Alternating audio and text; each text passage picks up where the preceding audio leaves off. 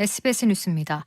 정은경 중앙방역대책본부 본부장은 정례 브리핑에서 오늘 확진자가 400명에 육박한 것을 두고 정점으로 보고 있진 않다며 당분간은 확진자 숫자가 좀 더 증가할 것으로 예측하고 있다고 밝혔습니다.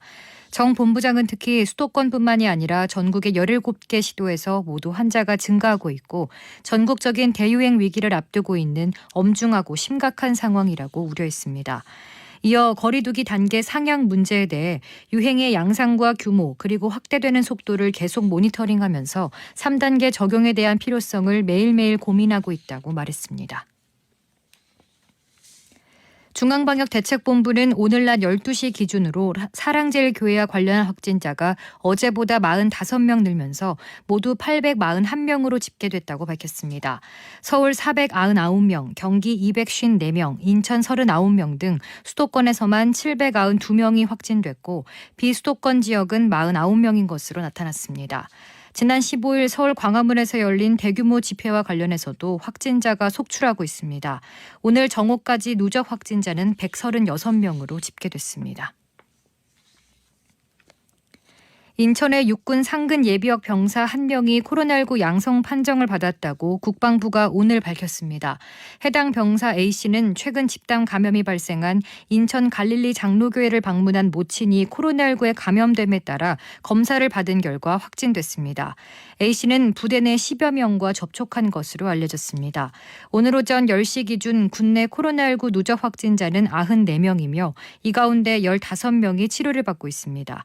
또 보건당국 과 군 자체 기준에 따라 예방 격리 중인 장병은 4,875명입니다. 서울시는 오늘 자정부터 시 전역에 대해 마스크 착용을 의무화하기로 했습니다. 음식물 섭취 등 불가피한 경우를 제외하고 실내를 비롯해 공연 등 다중이 집합한 실외에서도 마스크를 의무적으로 착용해야 합니다.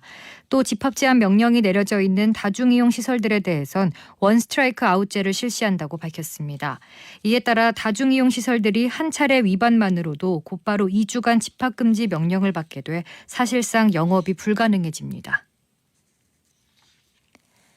대한의사협회가 코로나19 재확산이 심각해지자 국무총리와 더불어민주당 미래통합당에 긴급 간담회 개최를 제안하는 공문을 발송했습니다. 의사협회는 코로나19가 확산하고 있는 만큼 협력이 어느 때보다 절실하다고 판단해 대화를 제안했다고 설명했습니다. 김대하 의협 대변인은 코로나19가 전국적으로 확대라는 엄중한 위기 사태를 맞아 모든 가능성을 열어두고 만남을 제안한 것이라며 문제 해결이 이루어지길 기대한다고 말했습니다. 중국이 이미 지난달부터 코로나19 백신을 긴급 사용하기 시작한 것으로 전해졌습니다. 중국 국무원에서 코로나19 백신 개발 관련 업무를 이끄는 정중회의 국가위생건강위원회 주임은 관영 CCTV와 인터뷰에서 코로나19 백신을 긴급 사용하기 시작했다고 밝혔습니다. 앞서 중국 국무원은 지난 6월 코로나19 백신 긴급 사용 지침을 승인하고 중대 공공보건 사건이 발생했을 경우 임상시험 중인 백신을 의료진 등 대상으로 사용할 수 있도록 했습니다. 지난해 종합부동산세 체납액이 2,700억 원대에 달한 것으로 집계됐습니다.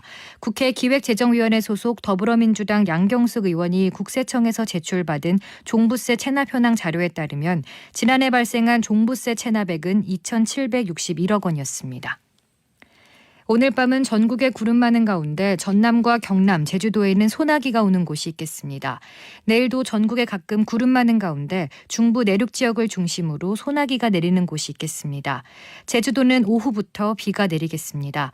내일 낮 최고 기온은 전국이 29도에서 34도가 되겠습니다. 서울의 현재 기온은 29도, 습도는 59%입니다. 주시은입니다. 뉴스를 마칩니다. SBS